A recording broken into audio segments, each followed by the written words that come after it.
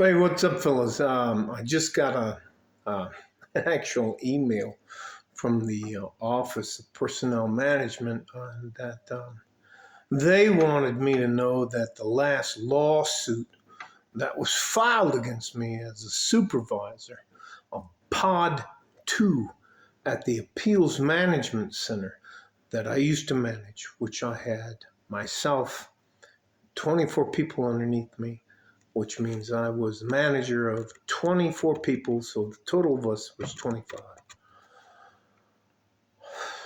All that's been resolved, and they're going to pay me some money, but the only reason they're being equitable with me, the Office of Personnel Management in Washington, D.C., and the Appeals Management Center is in Washington, D.C. And what we would do is we would write informal hearing presentations, and we would adjudicate claims that veterans had that were deserved and that were disapproved at the city level, the county level, a state level, and then initially the federal level. And they would go to what's called the Board of Veterans Appeals, and the Board of Veterans Appeals would overturn 7 out of 10 of those decisions, and I would have to write them back anyway. All right. So here I am, a white male, and God forbid I'm in charge. Well, I'm in charge because I worked as a supervisor at the Disabled American Veterans for a number of years, arguing these cases in court. And then I got transferred to the Board of Veterans Appeals to write what are called informal hearing presentations for judges. And the biggest case I won was for over, I think it was. That case went to the Court of Appeals for Veterans Claims, and it was $680,000 for the veteran. Well, I'll tell you, this veteran applied for benefits in 1947 after he was one of those drivers. And if you ever watched the movie Private Ryan, Saving Private Ryan, and that's one of the videos I showed, he was one of the Navy boat drivers. And he didn't have a cupola anyway. And all he was applying for was mild hearing loss and tinnitus due to the gunfire on the beach. And you would have to beat him over the head with the stick to get his attention because he was deaf as a fucking post. So anyways, I win that case and he wins all that money and I become a mini superstar. So the Veterans Administration wants to take me away. And I was a supervisor at that point in time. I was making, I think it was $92,000 a year with the Disabled American Veterans. And they offered me a job as a GS-11 at the Appeals Management Center to be a rater. So I took that job because I had the ability to make a decision on behalf of a veteran. And a lot of the people that work at the Veterans Administration aren't fucking veterans. And if you try to talk to them about doing a 12-mile road march, if you talk to them about being deployed, they don't know what the fuck they have no clue. They have no clue about what it's like to be in the military, but they're fucking gonna decide your fate. So, and I used to go fucking round and round and round and round with them.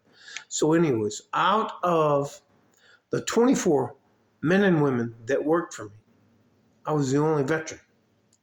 Now, these people all had degrees.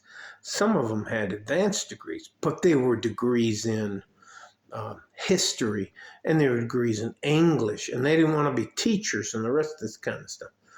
And they hated the fact that I was in charge, but they couldn't cite the law or anything. That's fucking bad.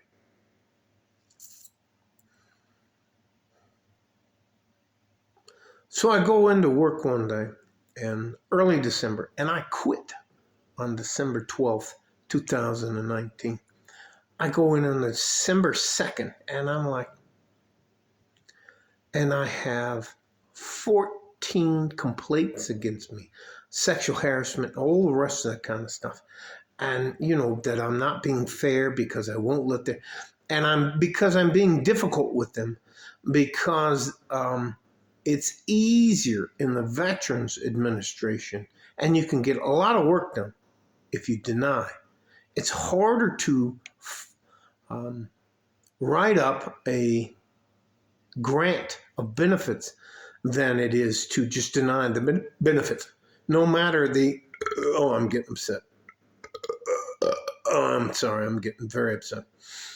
And I'm a veteran, and I'm a combat veteran. Look. Look at the fucking dent in my face. Look at the dent in my head.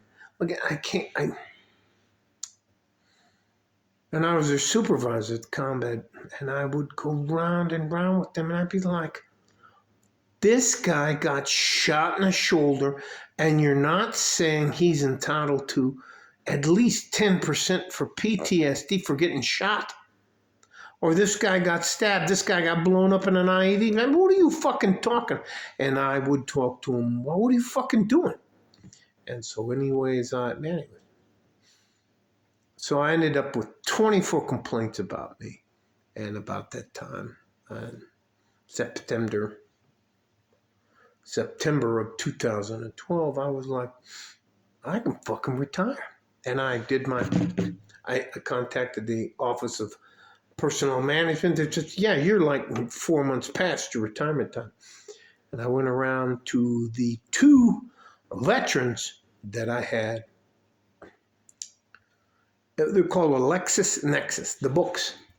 And I gave them each 8 LexisNexis going back so they could, there's a difference between looking something on the computer and then going back and looking it up in the actual book.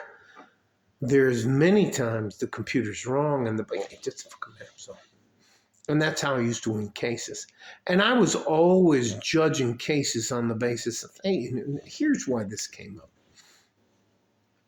I got a letter from the appeals management in Washington, D.C., asking me if I'd come back as a raider. Anyways, doesn't matter. No, it's not going to fucking happen. You know what? Because why am I the enemy? I'm a white guy. That's it. For most people, that's all they need to see. It doesn't matter that I'm a veteran. It doesn't matter that you can look on my face. Look at it doesn't matter what happened to me. You know what matters to them?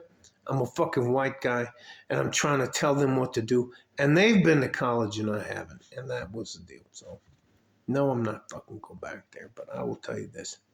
7 out of 10 decisions that anybody applies for in the Veterans Administration are overturned on appeal. And that's because the people that make those decisions were never in the military. They don't know anything about the society. They don't know anything about what it's like to stand at attention.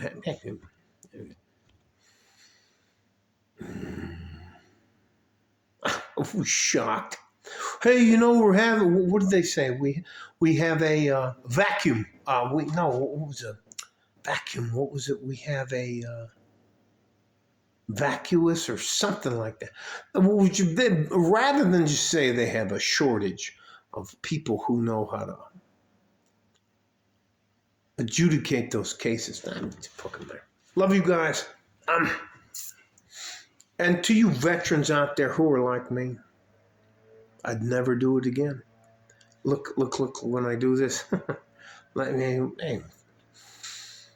18 months of Walter Reed, learning how to walk and all the rest of that shit. Yeah.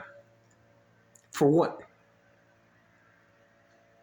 Anyways, that's the people getting their yards done. Love you guys. War is never, what you think it is. Going to war for rich people is never what you think it is. You're far more important. Don't go to war. Don't sign up. Don't buy into the hype. Don't believe any of their false flag or bullshit operations. It's just not fucking worth it. Love you guys. I'm going to do what I can to help you.